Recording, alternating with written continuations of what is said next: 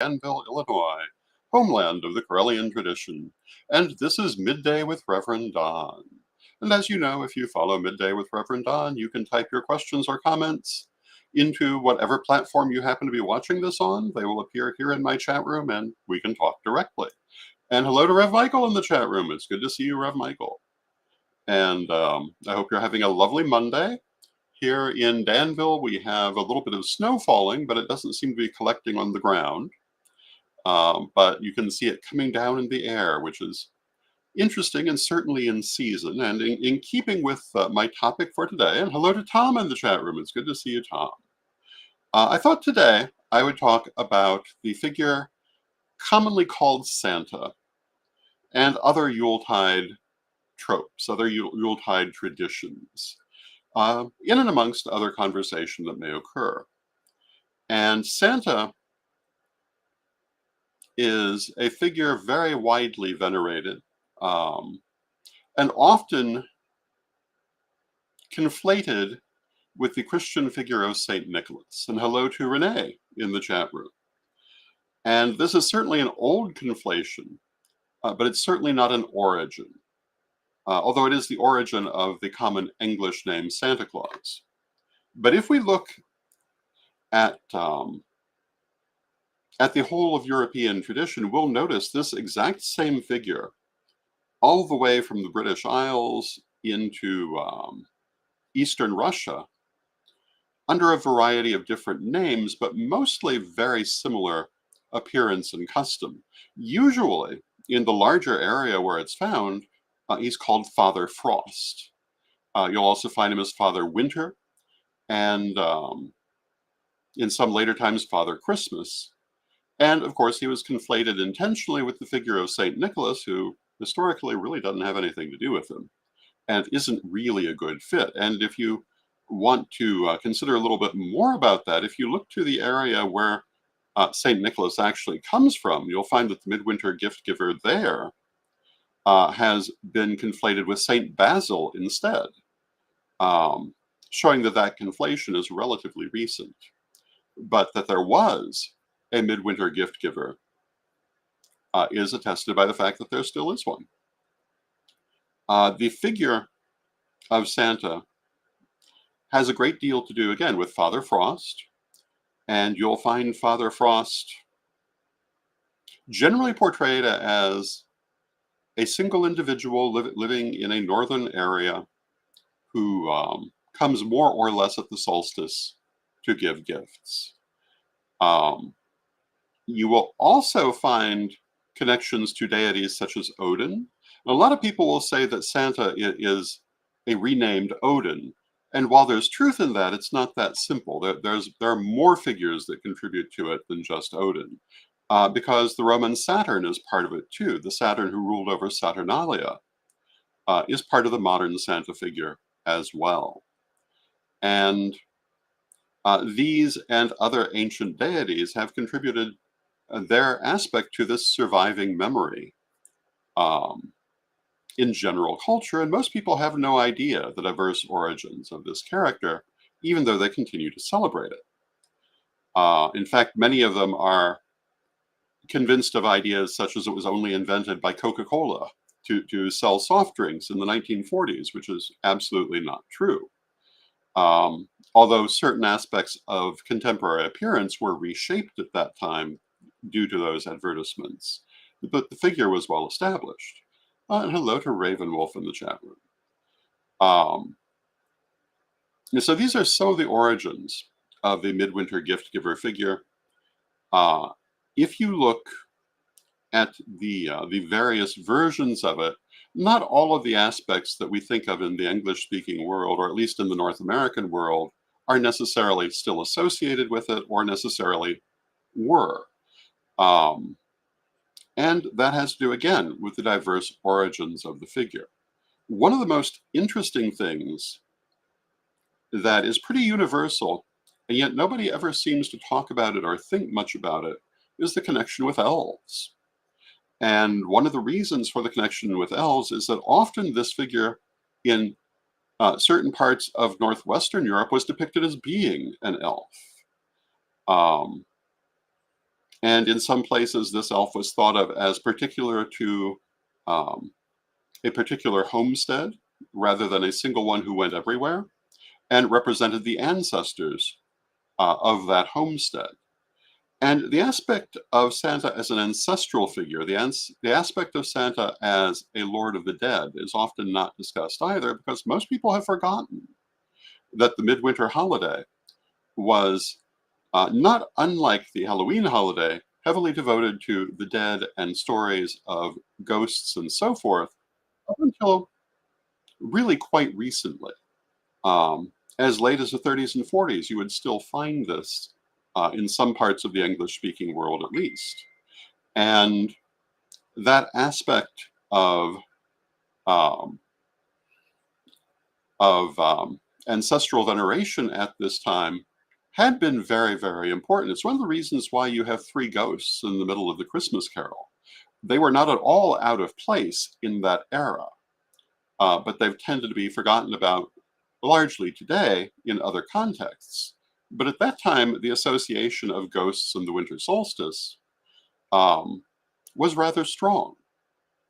And yesterday, last evening, we did an online Yule ritual focusing on the idea um, of the spirits of solstice, past, present, and future. I thought it was a lovely ritual.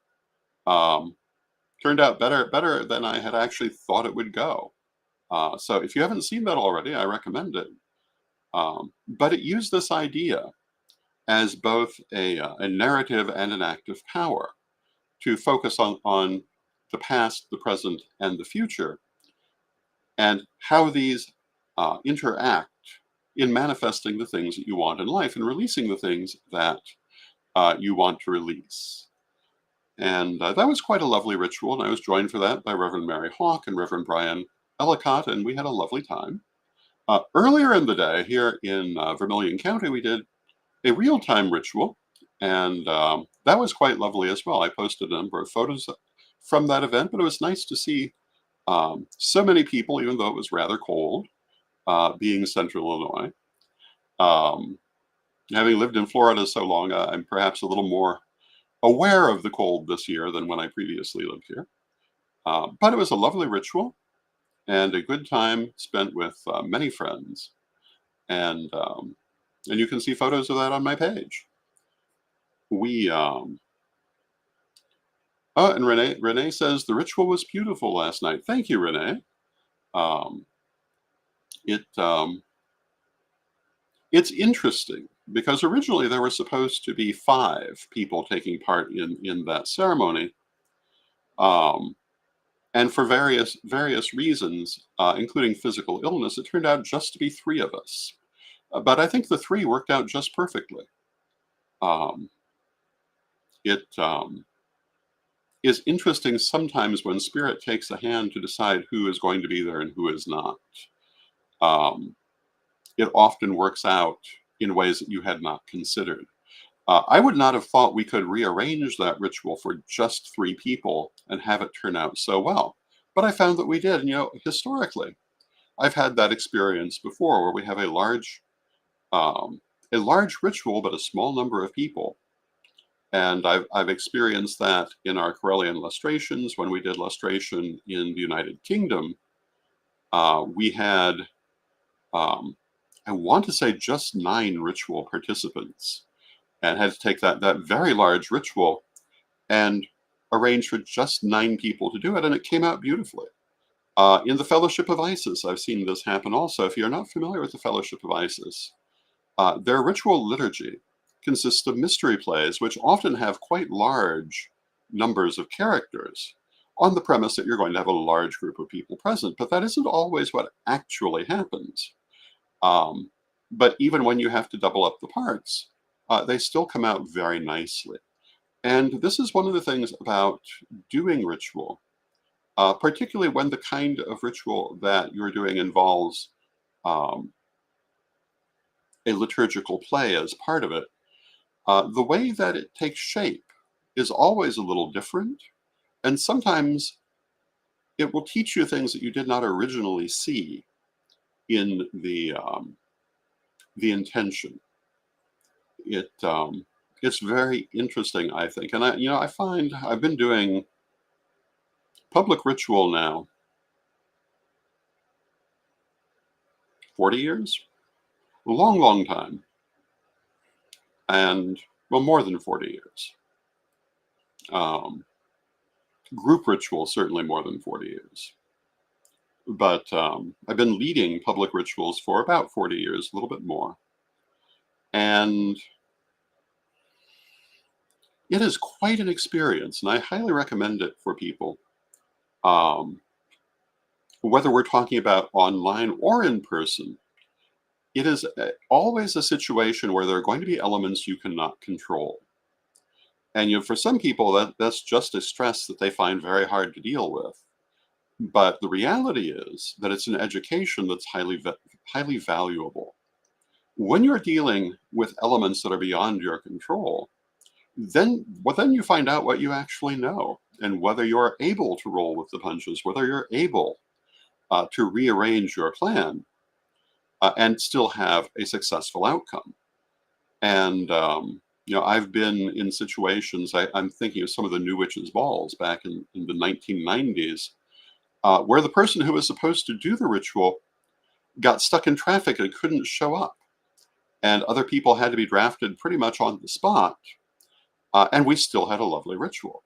And that really is the mark of whether you know what you're doing. If you can fill in at that last moment and still pull it all together. And the way you learn that is by doing. The way you learn it is by encountering those unexpected circumstances and not letting them stop you, not letting them hold you back. And I'm a great believer in not letting the unexpected hold you back. And hello to Jasmine in the chat room. It's good to see you, Jasmine. I do love seeing the people when they say hello. I love seeing everyone, and I love the fact that we have people all over the world. Um, and that has been for me one of the high points of this program. But we were talking about the figure of Santa, um, a figure that I'm increasingly resembling as I get older. And and Jasmine says, "I hope you're well." But yes, thank you. I am overall. I mean, I'm slower than I used to be. I don't imagine that's going to change because as we get older, that's what happens. But I'm still going, and I'm going stronger than I was. It's been a year. Well, it's been a year of adjustments, physically and otherwise. And I'm taking more medicine now than I've ever taken at any one time. But I also am finding it effective. And so I'm happy that I have it. And Jasmine has said that Santa is an emoji I can't quite make out, but I'm going to assume that that it's an interesting comment. But Santa again is a reflex of very ancient deities, and if you look at the wide range in which this figure appears by that or other names, you can see the wide range of difference in customs and also the similarities. Um, Various versions of Dead Morosh or Father Frost are the most common name for this figure in Eastern Europe. And it's absolutely there and has been going all the way back to pagan antiquity and has been recorded accordingly. Hello to Jason in the chat room. And it's pretty much exactly the same, minus a few aspects of accoutrement, as the Western European figure often called Saint Nicholas or Father Winter. And the general appearance of this figure doesn't change a great deal. It's an older man with a white beard. Um, Father Frost is usually dressed in gray or blue. Um, we were talking earlier about Coca-Cola and how that's caused the Western figure to commonly be dressed in red. although that might go back a little farther than that. But um, the figure itself is pretty universal. Now, there are also some other um, figures associated with midwinter gift giving, such as La Befana in Italy, who is the midwinter witch, um, who is generally thought to be a survival um, of, I believe originally the Etruscan goddess, certainly later the Roman goddess Strix, who is a goddess of fate and associated particularly with the new year. And the midwinter witch, La Befana, is a figure who flies through the air on her broomstick, giving out gifts to children in the same way that Santa Claus and his sled fly around. And she is another midwinter gift giver. We also have the figure of Snegurushka, the snow maiden, who shows up a lot in Eastern Europe. But she's quite a popular modern figure. Snegurushka appears to have originated, I believe, in the 19th century as the result of a literary work who became very popular. But she's often shown now as a companion to Jed Morosh. Um, and then you also have things like Krampus, who is a figure that associates with the midwinter gift giver in parts of Central Europe. And the Krampus figure is basically a mixture of several animals in a humanoid form with prominent horns and a protruding tongue, who's become very popular in recent years beyond his original places of origin. But he's only one of a number of similar figures that you see around the winter solstice in Central Europe. I remember the Silvesterklausen, who all look basically like Krampus, but represent the spirits of nature at this time of year. And it speaks to the fact that historically, and hello to Tina in the chat room, historically, the midwinter solstice was in many cases a New Year's ceremony, and like most New Year's ceremonies, it included an inversion of what was considered normal. Those figures who were kind of kept at the edge of society were brought into the center. Social order was reversed for the occasion. Um, and you see things like the Festival of Misrule, which appeared in much of Western Europe, which is clearly a continuation of Saturnalia, which had this aspect as well, but you see it far beyond just Saturnalia. We don't really see that part very often in modern practice, but I don't know that that's for the better. It gave a time for people to transgress beyond their normal social role and to experience other roles.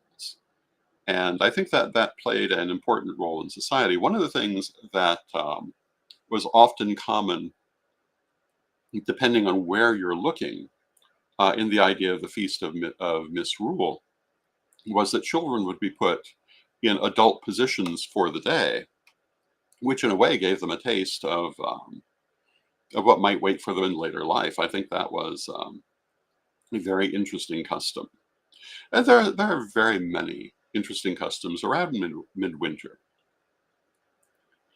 As I was saying earlier, this used to be a festival heavily associated with death and the afterlife. And I would say to you that Father Frost, Father Winter, Santa Claus, um, all of those figures, and La Befana, all of them are fairly obviously associated with the idea of the ruler of the spirit world. And you'll find other examples of figures associated with solstice, winter solstice, who are in that position.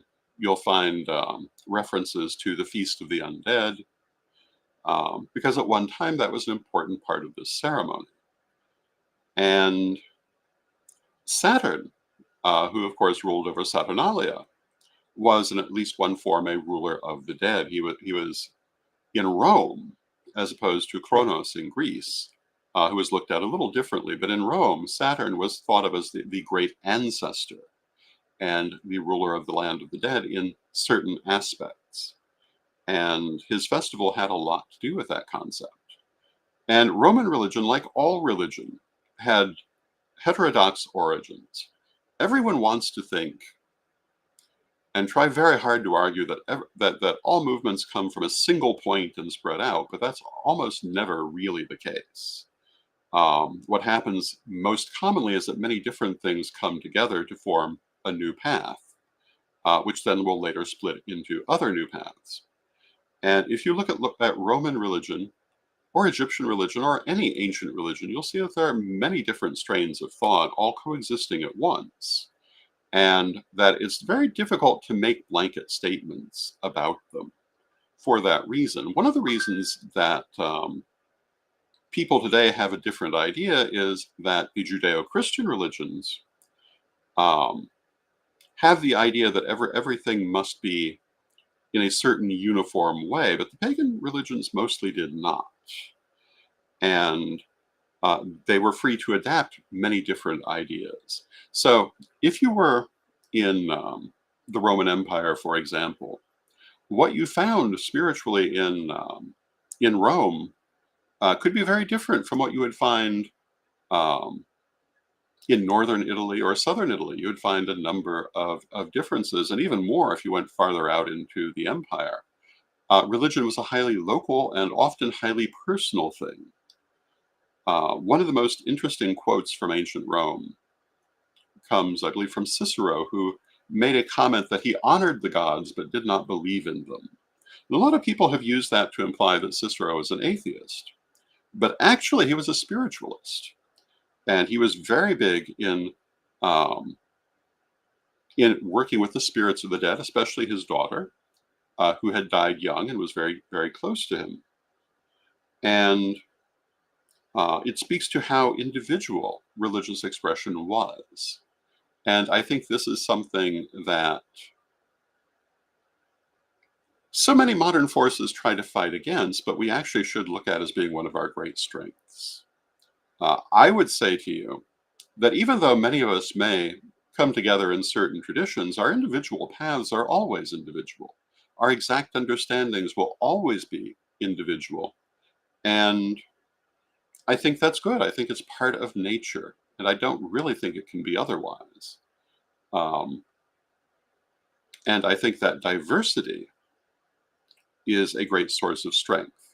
I saw someone on their Facebook page the other day um, ask the question, what do you value about diversity, or something to that effect? And my answer to that is I'm a great believer in the idea that diversity is what gives us strength. I am a firm rejecter of the idea of purity. And I think if you look historically, you'll find um, that ideas of pure race or pure culture or pure religion are almost always destructive and do nothing but narrow people's point of view. Whereas a more open point of view brings in new skills, new ideas, and new abilities, and invariably creates um, a stronger present. So I'm a great believer in the idea of diversity. And um, I think that as we look at things like the Santa figure, but also all of our religious figures and customs, we will always find diversity in their origins and current expressions. And if we don't, maybe we need to bring more in.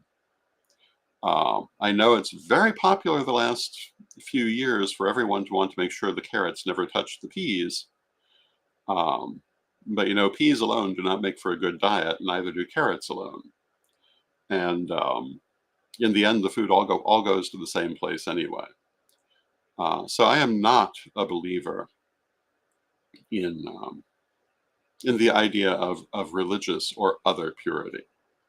I think that diversity and integration are vitally important to having a healthy understanding of anything. Um, and that without them, your understanding is going to be limited and probably not very healthy.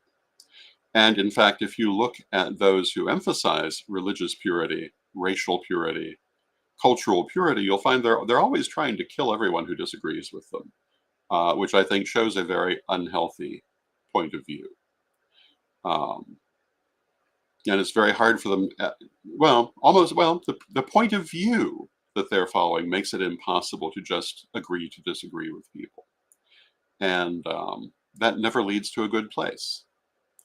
In life, there are always going to be people who don't agree with us. There are always going to be people who have other points of view, and always the most profitable way to deal with it, when possible, is to agree to disagree and still live in peace together. Now, sometimes that second part, being able to live in peace together, isn't always possible, usually because those who believe in things like religious and racial purity refuse to. And then you have to take a stand. Um, but when people can agree to disagree, I think it's always better. So I see that we're coming down toward the end of our half hour. I hope that you've been enjoying this conversation. I've been enjoying it.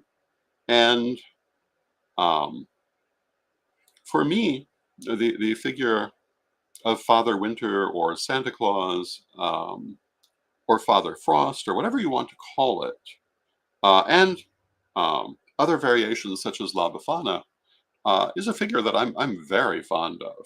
And to me, it represents the spirit of the season, the spirit of the winter, the deity of the afterlife. And if you look at deities of the afterlife, that they're very often associated um, with the concept of wealth and prosperity. So the idea that this figure gives gifts at the winter solstice um, also connects it to the idea of the afterlife. And if you look at the figure of Cernunnos, for example, um, in the Celtic culture, you'll see many of the same tropes around this figure. Um, and I would assume that it was, and generally assume that it was, the same basic figure. And you find it throughout um, many different spiritualities. So I think that it's very good for us to continue to employ this figure in our modern celebrations. I certainly don't think we're borrowing it from anyone, because we've had it all along. And at the festival yesterday, one of the interesting things was a 6 foot tall Santa Claus in one of the corners. And I thought that was very appropriate to a Yule ceremony. And it is, um, I think, a nice little piece of holiday cheer. And Tina says, always a pleasure. Blessed be and have a blessed Yule. Thank you. And you as well, Tina, and all of you. I hope everyone has a wonderful Yule and a wonderful Yule season. And I see at this point that we have used our time, so I'm going to say goodbye for now. And I will see you again soon. I hope the rest of your day is beautiful. And let us close with our prayer, as we always do. And Divine Mother Goddess, Divine Father God, beloved ancestors, we thank you for all that you do in our lives, and we ask you to help us to keep our minds and our spirits open, to help us to find joy everywhere that is present in life, and to help us to make our lives joyous, and therefore also help to make other people's lives joyous. Beloved Mother Goddess, beloved Father God, beloved ancestors, we thank you with great love and thanks, and knowing you're always with us, but from respect, we thank you for your presence, and may you be blessed now and always. And I thank you for your presence, and may you be blessed now and always, and I will see you soon.